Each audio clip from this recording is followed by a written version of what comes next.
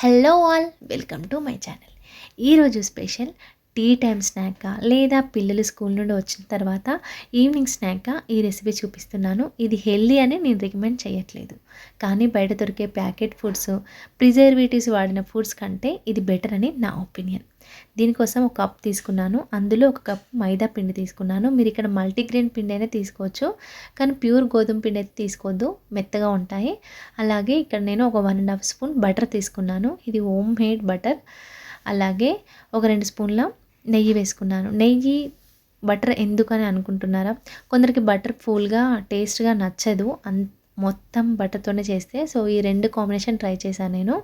అలాగే టేస్ట్కి తగ్గట్టుగా ఉప్పు, కొంచెము ఒక 1/2 స్పూన్ అంతా వాము వేసుకున్నాను. డైజెషన్కి చాలా కంఫర్ట్గా ఉంటుంది వాము వేసుకుంటే. ఇలా పిండుతూ అంత ఈవెన్గా కలుపుకోండి. ఇక్కడే ఒకసారి సాల్ట్ చూసుకోండి, సప్పగా ఉంటే అసలు బాగుండదు. ఇలా పిండితే గులాబ్ జామ్ పిండిలా ఉండాలి, అంతవరకు కలుపుకోండి. ఇప్పుడు ఇందులో కొంచెం కొంచెంగా వాటర్ వేస్తూ ఇలా చపాతీ ముద్దలా కలుపుకోవాలి. ఇలా బాగా పిండితో కలుపుకోండి, అప్పుడే సాఫ్ట్గా ఉంటుంది పిండి. ఇలా లేయర్గా ఉండాలి.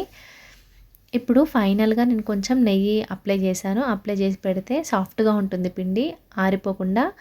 ఇలా కలిపి మూత పెట్టి ఒక 15 నిమిషాలు పక్కన పెట్టుకోండి. ఒక 15 నిమిషాల తర్వాత ఇప్పుడు చపాతీ పీట తీసుకొని, మన చపాతీకి ఎంత తీసుకుంటామో పిండి అంత తీసుకొని, ఎంత వీలైతే అంత పల్చగా చేసుకోవాలి. ఇక్కడ మనం చపాతీని ఇలా పొడిపిండి వాడుతూ చేసుకున్నాను నేను.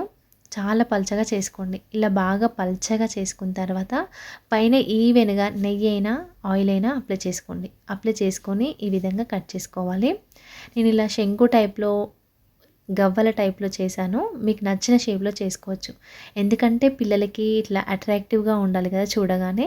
అందుకని చెప్పేసి ఇలా డిఫరెంట్ షేప్తో అయితే మీరు ట్రై చేయొచ్చు. నేను ఈ షేప్ అయితే ట్రై చేశాను.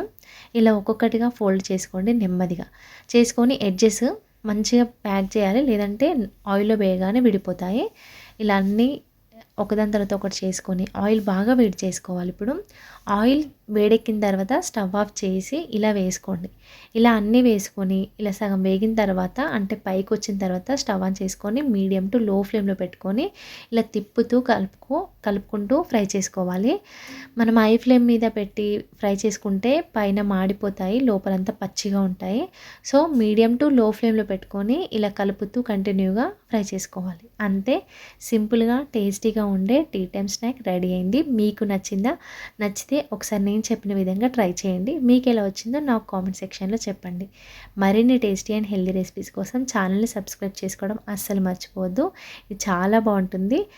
Thank you for watching. Please subscribe to our channel. Thank you.